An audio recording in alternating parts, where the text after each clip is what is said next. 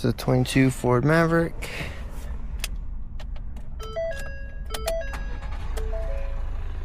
It does have a regular key start. All the doors are open. Alright, 48,835 miles.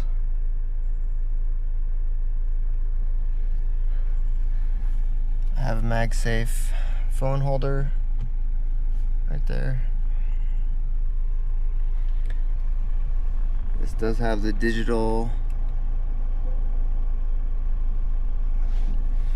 temp. It does not have dual zone. This is my subwoofer controller.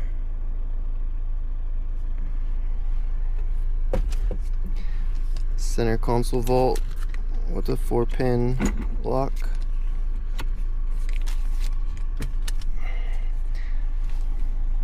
This is just a little aftermarket organizer. I have the factory orange insert still underneath the back bench. This little factory insert comes out so you can clean it. So these storage compartments do not come with a lock from factory. I just installed this little barrel lock.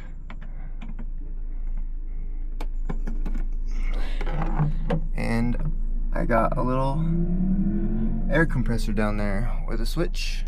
I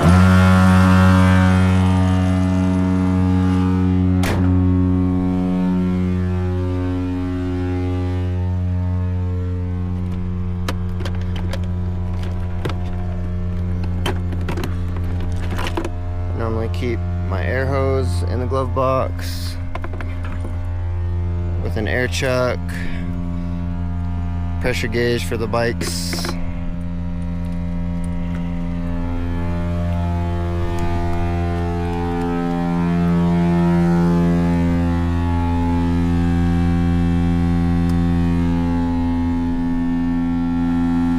It's a 1-gallon air tank.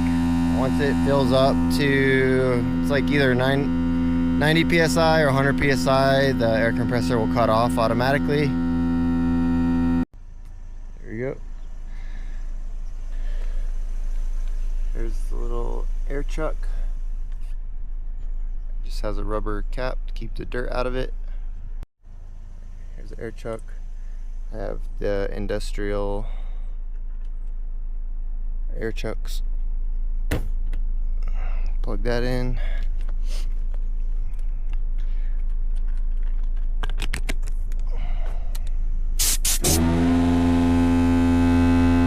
So this back seat does lock down, kind of.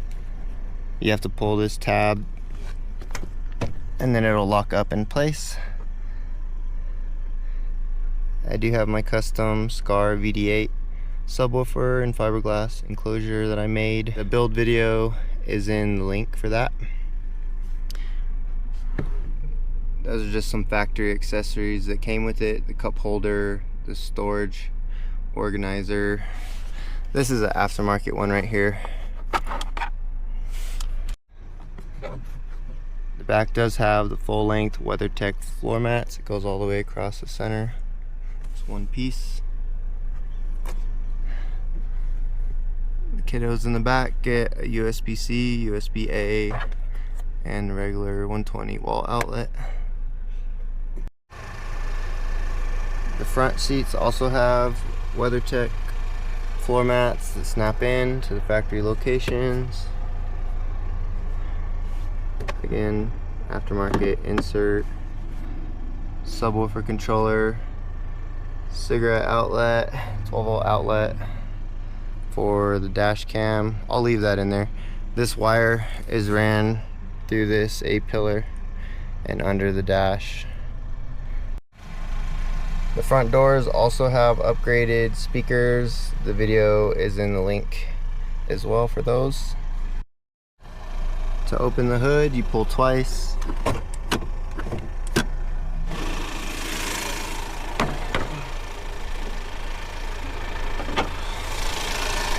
This has a regular hood prop. Everything's stock. Except for a blow-off valve. Here's a fuse for the subwoofer, all the wires have wire loom and color coordinated heat shrink. So power wires have red heat shrink, grounds have black heat shrink. Here's the fuse to the air compressor. Everything's zip tied together, so it's not gonna rub on anything. This battery was replaced by Ford through a warranty recently. I have all the paperwork for all the routine maintenance, oil changes, transmission fluid, rear differential, power transfer unit fluid. Just got new spark plugs the other day. It's had a coolant flush before, it's had brake flush before. You see the brake fluid's clean.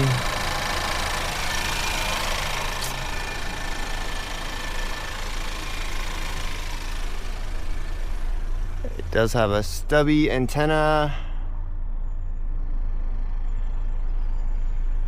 Thule roof rack, and Yakima low pro basket. I do have keys for all of that. I made this back rack myself. I wanted to protect that back glass. I made that cutout intentionally for the third brake light and bed lights.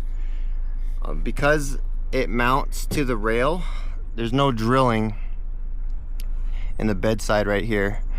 I use this hinge system and carriage bolts in the factory rail system, but since I lost about a foot of space, I still wanted to be able to tie down stuff there if I needed to, so that's why I use these eyelets, so I could still utilize the tie down. I also added these. Sometimes you just need to bungee small stuff to the back tailgate, and those are pretty handy.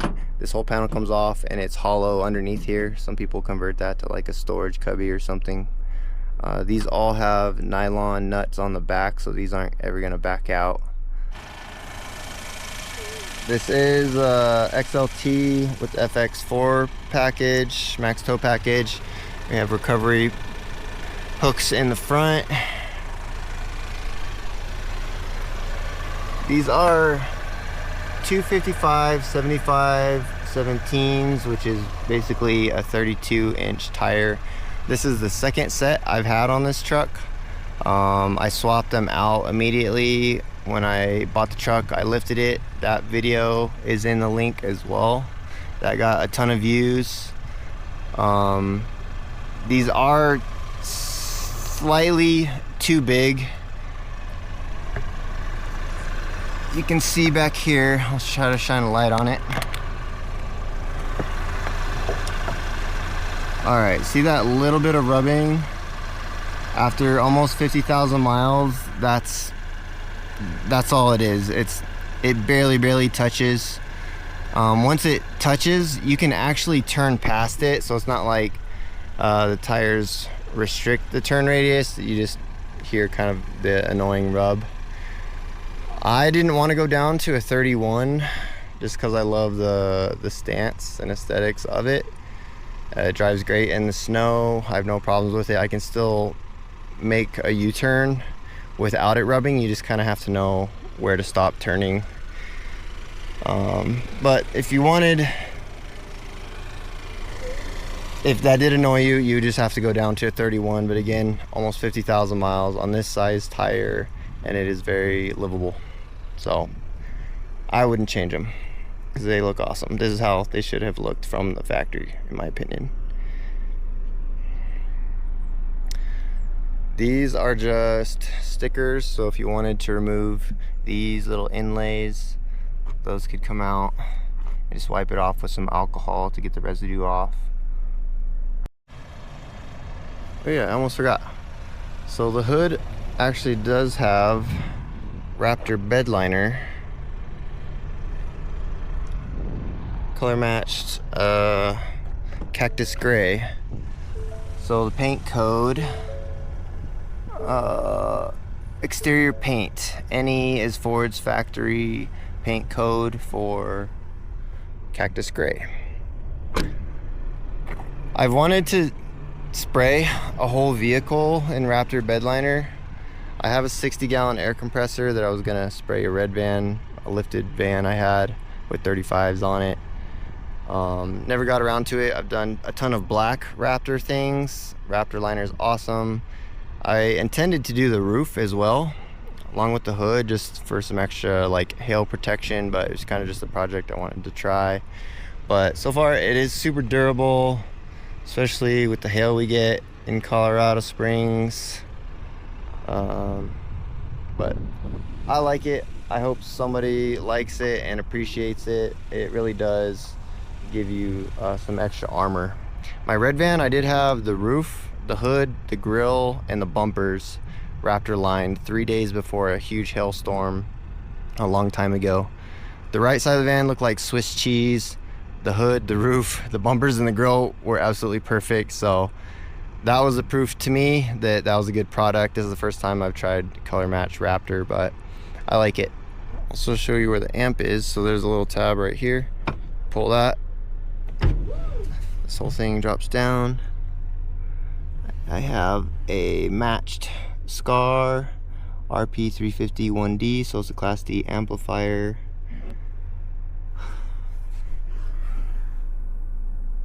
You still got your factory jack and tool right here. Ground for the amp. And there is one pocket behind the passenger seat, but I usually keep these up so the kids don't kick the back of the seats. These little pockets right here, I usually keep a set of straps. So yes, I am asking top dollar, but I think this is a top dollar used vehicle that has been well maintained. I have proof with receipts. This has been garage kept every day. I got a 3-car garage and only 2 cars in it. And that was one of the benefits. You could have a slightly lifted vehicle and still fit in an American sized tiny garage.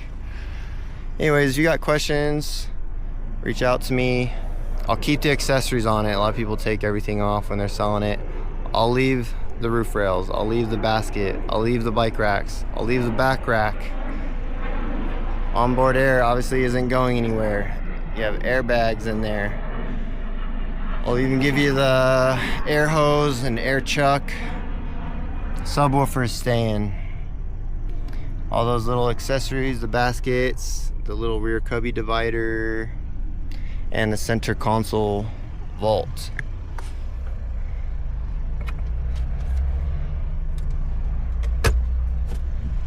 So it'll be a great truck for somebody. It's just time for a midlife crisis toy for me. Thanks for watching.